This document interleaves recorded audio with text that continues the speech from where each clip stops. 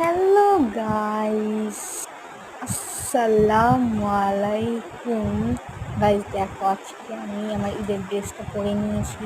আজকে তোমাদের সঙ্গে আমি শেয়ার করে, দেখো তোমার ঈদের ড্রেসটা অনেক সুন্দর, আমিও সুন্দর।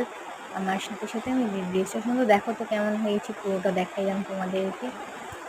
তো আজকে তোমাদের সঙ্গে মেনলি শেয়ার করবো হলো আমার ঈদের মেকআপ মেকআপ করেছি। ঈদের দিন আমি কীভাবে মেকআপ করেছি সেটা তোমাদের সঙ্গে শেয়ার করব। মেকআপের শুরুতে আমাদের সেটিং স্প্রে দিয়ে মুখটাকে ভালো করে একটু ভিজিয়ে নিতে হবে। দেখো আমি যেভাবে দিচ্ছি তোমরাও এভাবেই দিও, তাহলে ভালো হবে। আমি এখনও মেকআপ শুরুই করি নাই। মেকআপ শুরু করার আগে আমি মাত্র গোছল করে আসলাম। গোছল করে আমি সবে বসলাম মেকআপ করতে। মেকআপের সাথে এটা দিয়ে ভালো করে মুখটাকে ধুতে হবে, তাড়াতাড়ি ভালো করে ধুয়ে নিতে হবে মুখটাকে। আমি ভালো করে মুখটাকে ধুয়ে নিলাম, মুখটাকে মুছে নিলাম।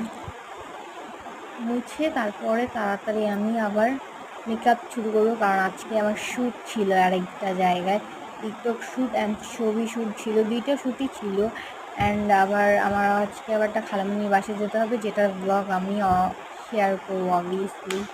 তো ফার্স্টেই সফটি ক্রিম দিয়ে মুখটাকে ভালো করে করে নেবো। এই যে সফটি ক্রিম দিতেছি এখন। তো সফটি ক্রিমটা দেওয়া হয়নি, এই দেখো সফটি ক্রিম মাখছি এখন মুখে। তো মাখা শেষ করে আমি এখন স্নো দিয়ে দেবো হালকা পাতলা মেকআপের মধ্যে। আমি আজকে ঈদটা রেখেছি, তারপর আমি খালামণির বাসায় যাব, আমার ছোটো খালামণি, সেটার ব্লগও আমি শেয়ার করব। তো স্নো দেওয়ার পরে আমি দিব না, আমি এখন ব্যান্ড লাগাচ্ছি। এই ব্যান্ড লাগানোর সময় আমার এত সমস্যা হয়েছিল, এই ব্যান্ডটা লাগতেছিল না, পরে ভিডিও কাট করে আমি আবার একটা তুলি নিয়ে এটা লাগাই নিছি। তো এই যে দেখো, এখন আমি দিব পাউডার। তোমরা চাইলে এখানে যে কোনো পাউডারই ইউজ করতে পারো, কিন্তু আমি এটাই ইউজ করছি। তো ভালো করে পাউডারটা দিয়ে দিব এখানে।